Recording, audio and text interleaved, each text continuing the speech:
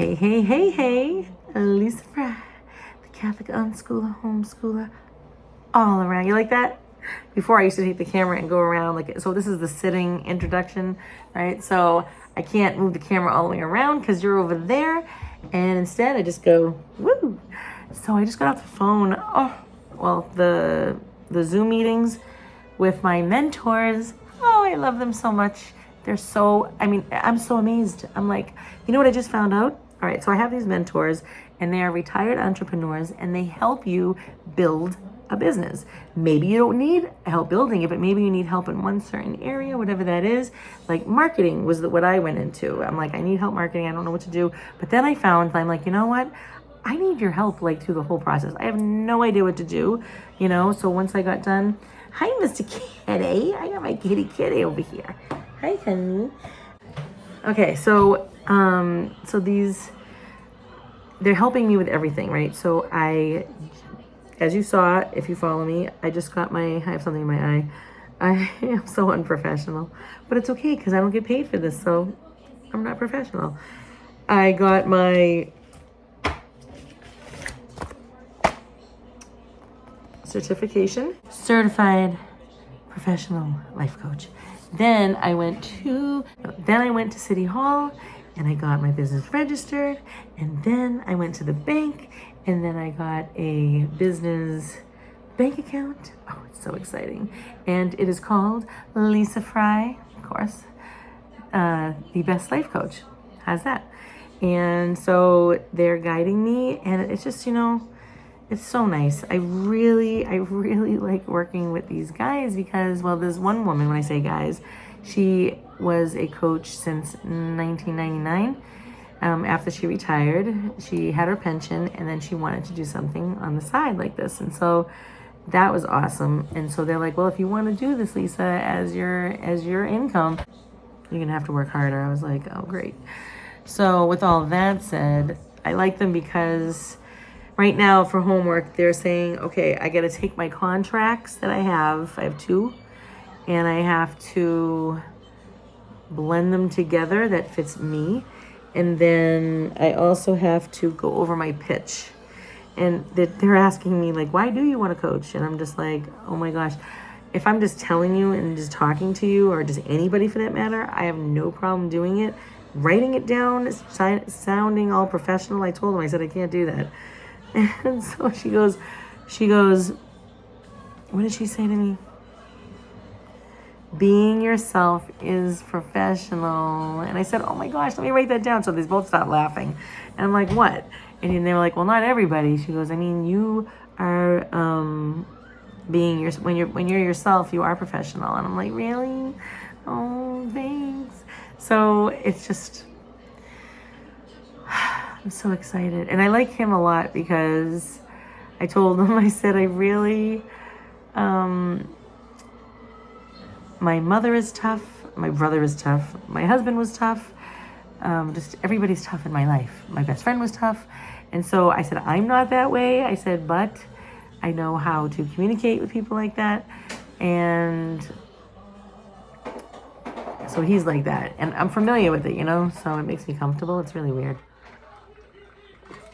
You ever see The Graveyard Girl on YouTube?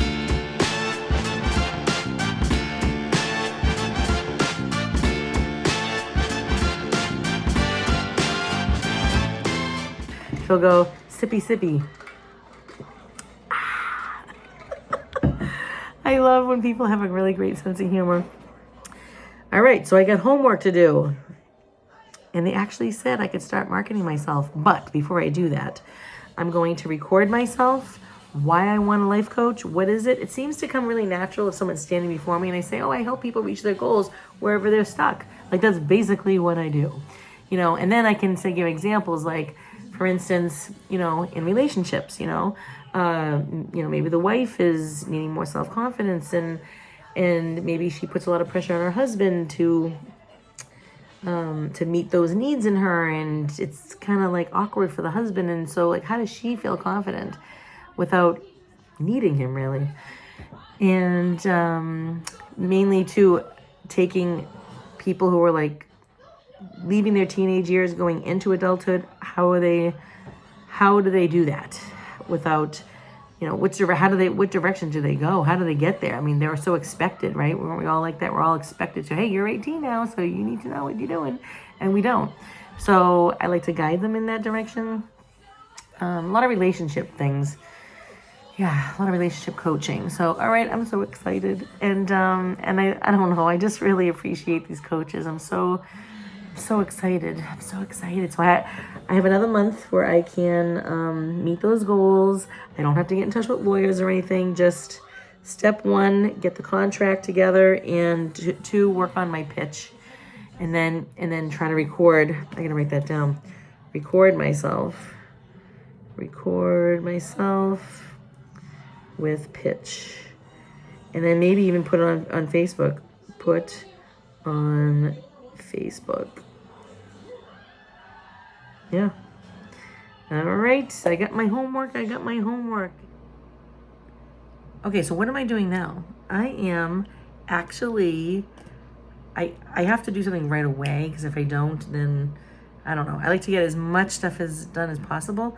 So I'm actually writing out a contract. Yes, I am. Of my own. So yes. And then he said that I have to work on my pitch, like I said before, and I can start coaching. So I'm letting you know that it's time.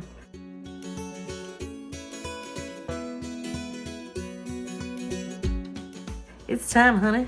It's time. If you want to get unstuck, right, from something in your life, get in touch with Lisa Fry, the best life coach. Where are we going now? Okay, so I'm going to church because the Franciscans who run the shrine over there,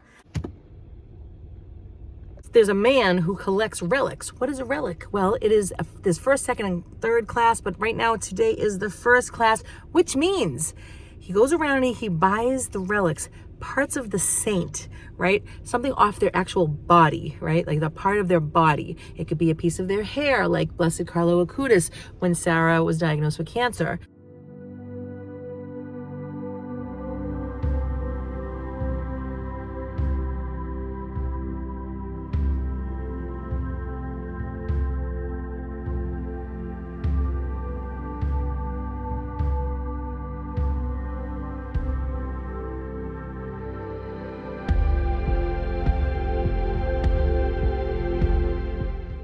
And we had that with us at the hospital. Somebody let us use it.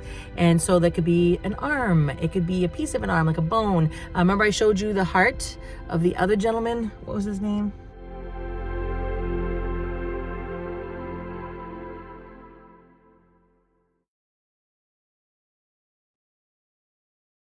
So there's like hundreds from my understanding. At least he collects hundreds and hundreds.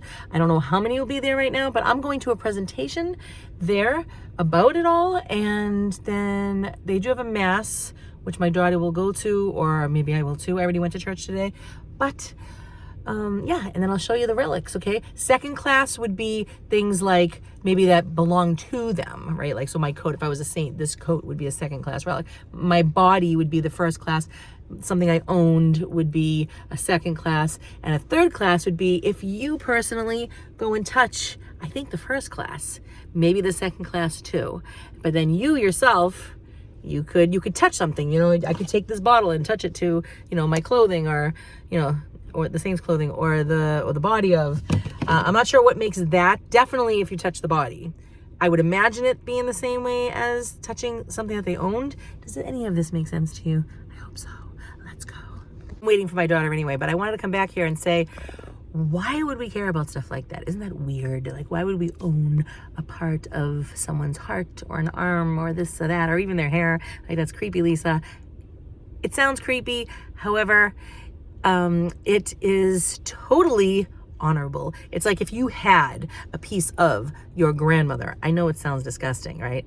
But if you did, it would be a high honor, right? They even have a piece of the crucifix, okay? The church, so usually when it's named after a saint, if a church is named after a saint, like St. Mary's, right? Usually in the altar somewhere, there is a piece of, I think, I don't know, but there maybe their first class relic, maybe the second. But you know, the church that I used to go to had a piece of Our Lady's veil. It's just like, wow. Like, the Catholic Church is so incredibly rich with history. Why do we honor the saints? Because they honor God. Woohoo! And we want to be great saints. And just like Mother Angelica used to say, which I love, we are all called to be great saints. Don't miss the opportunity. Woo!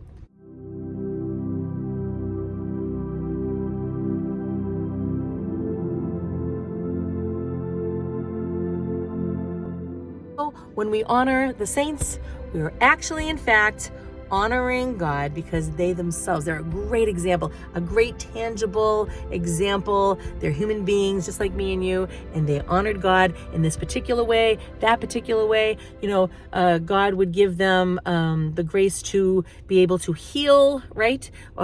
Just different miracles all over the place. One would be, you know, for cancer. One would be for the eyes. One would be for, you know, alcoholics. Another one would be for mothers giving birth, and it just goes on and on and on and on. And why does God do that? Because he wants them to be recognized. He gives everybody these special gifts and talents, and he wants these particular saints. It doesn't mean that every saint is recognizable to us, right? We don't recognize all of them, right? There are so many people in heaven that we don't know about, that God wants these particulars to be popular, you know? So yeah, and it's all done through the grace of God, right? We know we cannot do anything without the grace of God. You can't even say hello with a smile and without God's grace. All right, so everything up here has to do with Jesus Christ himself. So that's where we're going to start. This is the sponge with which our Lord was given vinegar, guys. So we're going to touch everything. The Virgin Mary in the Holy House of our... This was the sponge that they gave him vinegar with on the cross. Pillar to which our Lord was tied. Wow, that's part of the pillar. I know. Wow. From the veil of the Blessed Virgin Mary. Wow, the stable of Bethlehem. From the mantle of St. Joseph's house of... All right, we're gonna have to come back. The Shroud of Turin.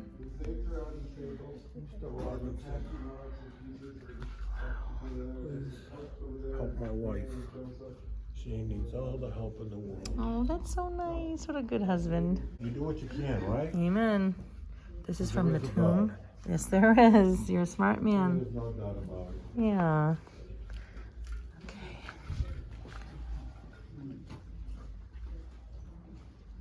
This is part of the cross.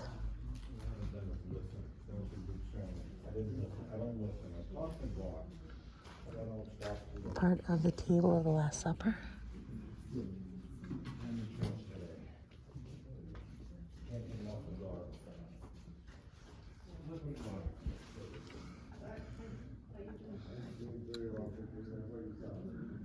Of the Holy Cross.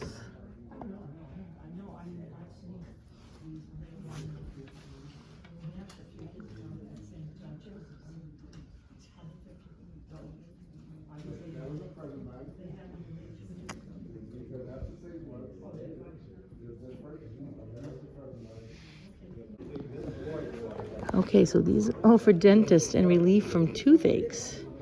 Please pray for us. St. Vincent de Paul, guys. Oh my gosh. St. Vincent de Paul, please pray for us. St. Bartholomew. St. Padre Pio. So this is what I meant about a third class relic. If you see this, it says third class. That means it's something touched his belongings. Maybe his body. St. Margaret Mary. This is a third class, so it's not the first or second, for Saint Teresa of Calcutta, Mother Teresa. Saint Rocco, please pray for us. And if you're watching, I'll mention pray for us is included for you guys. Saint James the Greater, Saint James the Greater, Saint Rita. That's a great one. Oh my gosh. They're all great, but I mean, I know her. Of impossible cases, difficult marriages, and parenthood. Please pray for us.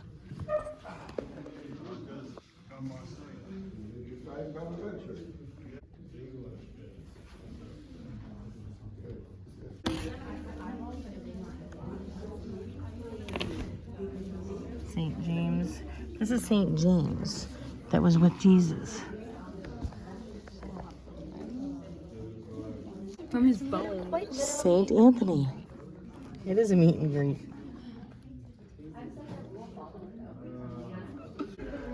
So, Saint Joseph, the foster father of Jesus, this is from the workshop of where he worked.